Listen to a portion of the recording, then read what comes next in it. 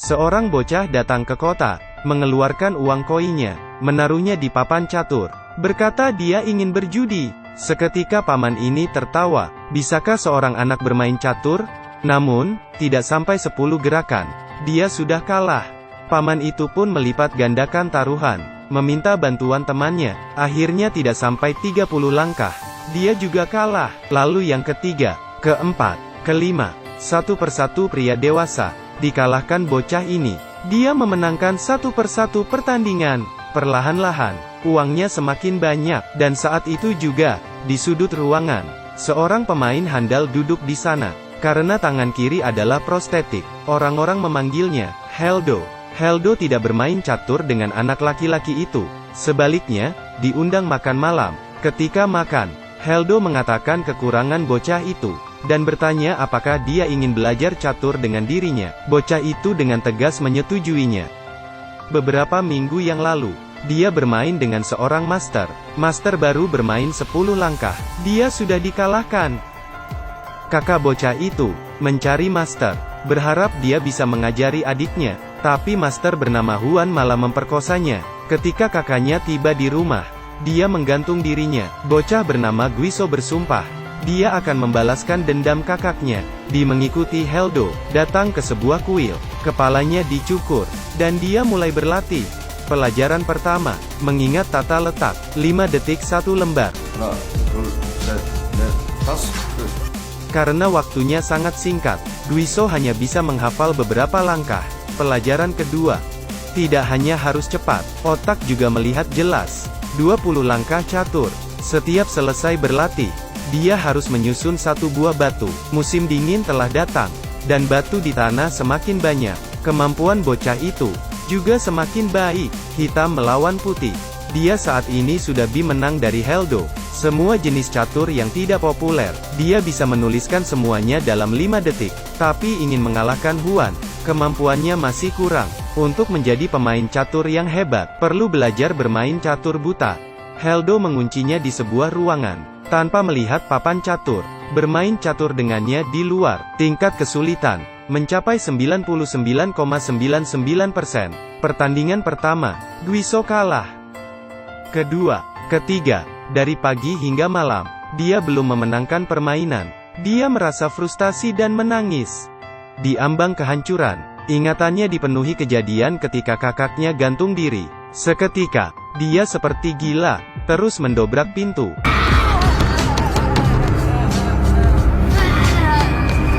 Keesokan paginya, Heldo datang ke rumah itu lagi. Dia mengira bocah itu sudah menyerah. Tapi tiba-tiba, 11에 14, 14에 14, 7에 10, 5에 12, 5에 9, 13에 16, 17에 10. 11에 19. 단수.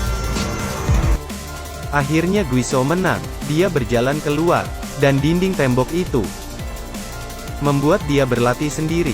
Dia meminta Guiso membantunya bermain curang. Dia memasang kamera di tangannya, dan bocah itu akan melihat dari layar monitor.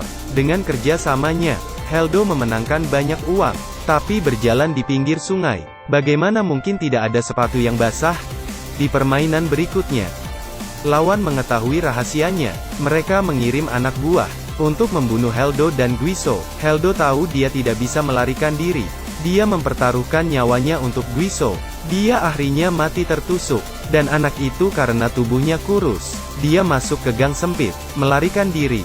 Setelah melewat ini, Guiso menyadari, balas dendam ini tidak segampang belajar bermain catur. Asalkan tinjunya kuat, dia baru memiliki hak untuk hidup. Demi membalaskan dendam kakaknya, dia mulai berlatih seperti orang gila, menggantung diri terbalik di balok. Setiap 2 gerakan, melakukan 1 set crunch. Selesai bermain catur, keringatnya ada di sekujur tubuhnya. Setelah 10 tahun kerja keras, anak kecil itu telah menjadi pria berotot dengan keterampilan catur yang luar biasa.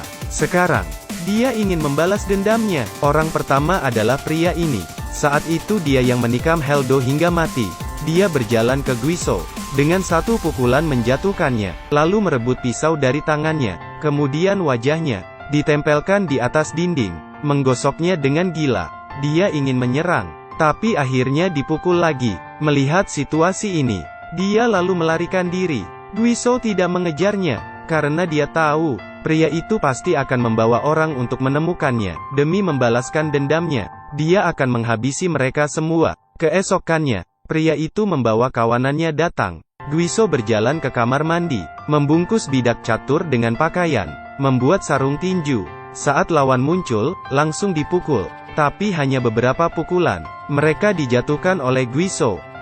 Seorang pria gendut berlari, mendorong Guiso ke tembok, lalu melemparnya ke atap. Tapi menahannya, lalu memberinya pukulan keras. Memukul kepala si gendut, lalu dengan sarung itu, membuat si gendut terlempar.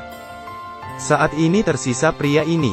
Perkelahian tadi telah menguras staminanya, dan pria ini sebelum berkelahi dengannya, dia menutup lampu, kemudian tembak mata Guiso dengan senter, berusaha menusuknya, lalu segera menutup senternya. Ketika senter dinyalakan lagi, Guiso sudah ada di sisinya. Keduanya mulai berkelahi.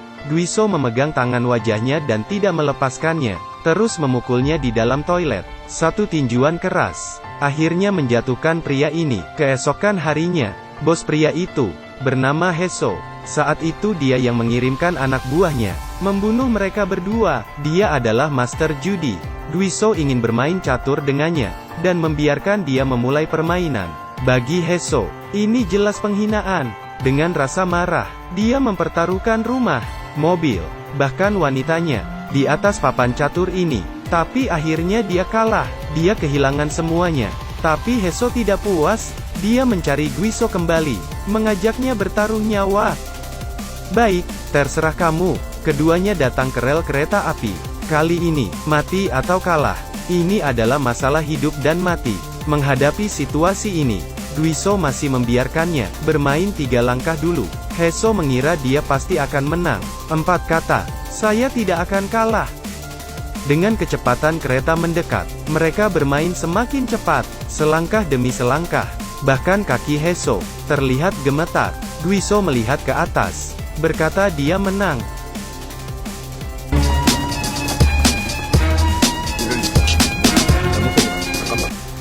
Guiso bertanya padanya, ingin mati dengan bermartabat, atau hidup dipermalukan? Lalu Guiso langsung menghindar. Heso marah, tapi kemudian, dia meminta Guiso menyelamatkannya.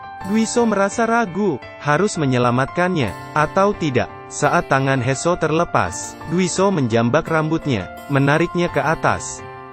Dia menyelamatkannya dengan syarat, dia ingin Heso membantunya, menghadapi orang terakhir, orang yang telah membuat kakaknya mati, seorang raja catur, bernama Huan. Pertama dia membiarkan Heso menculik putrinya, lalu mengancamnya, bermain catur dengan taruhan nyawa. Dia meminta Huan memilih 99 pemain, ditambah Huan, menjadi 100 pemain. Dia ingin melawan 100 pemain.